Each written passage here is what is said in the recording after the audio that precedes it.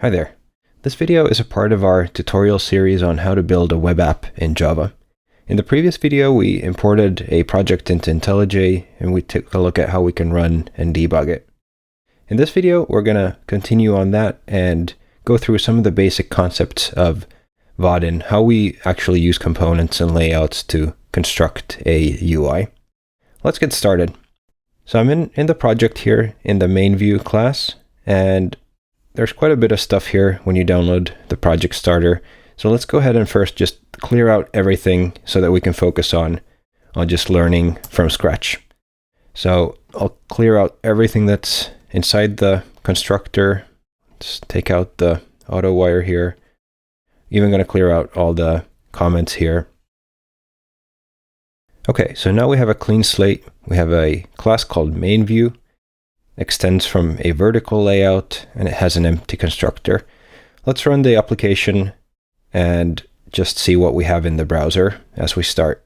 Okay, so we have the application up and running, and what you can see right now is that we can't navigate to the empty route because there is no route for it. So the first thing we need to do when building an application is to define what the entry point into the application is. We can do that by defining a route. And more specifically, we want to specify the empty route. So this will be whenever somebody comes into localhost without specifying any additional path, this main view will get loaded. Vaadin is a component-based framework. It means that pretty much everything that we work with in terms of UI is a component. So if you wanted, for instance, a new button, you would instantiate a new button object. We can give it a caption like click me. Let's call it button. Just creating a component like this won't make it show up anywhere yet. To do that, we need to add it to a layout that's visible. So right now we've added this vertical layout, or we've defined that it should be shown whenever we go to the empty route. And what we can do then is call add on this vertical layout and pass in our button like this.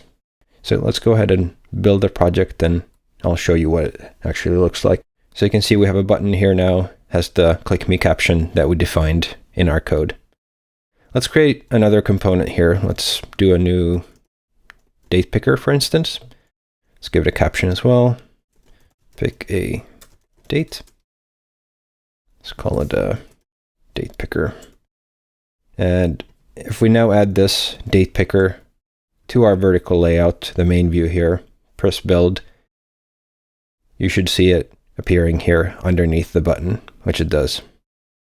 Now, if we wanted to have these two next to each other, we would have to use another type of layout. In this case, we're going to create a new horizontal layout. So let's create a horizontal layout and pass in those two components into that. Make it into a variable called layout, and then we'll pass this single new wrapping layout to our main view like this. Again, we'll build it, and what you can see is they are now next to each other. Now this looks a little bit weird because they're not really aligned with each other and doesn't look all that good.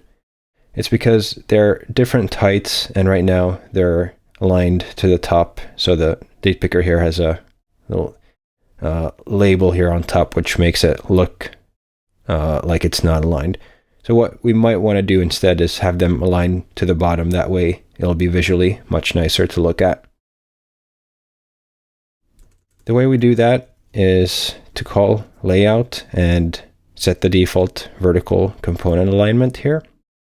And we can specify that we want it to align to the end. The beginning would be top in this case, and the end would be here. Let's build it again. And make sure that everything works the way it was supposed to. You can see now that the button and the text, the button and the date picker are next to each other. They're aligned, looking nice.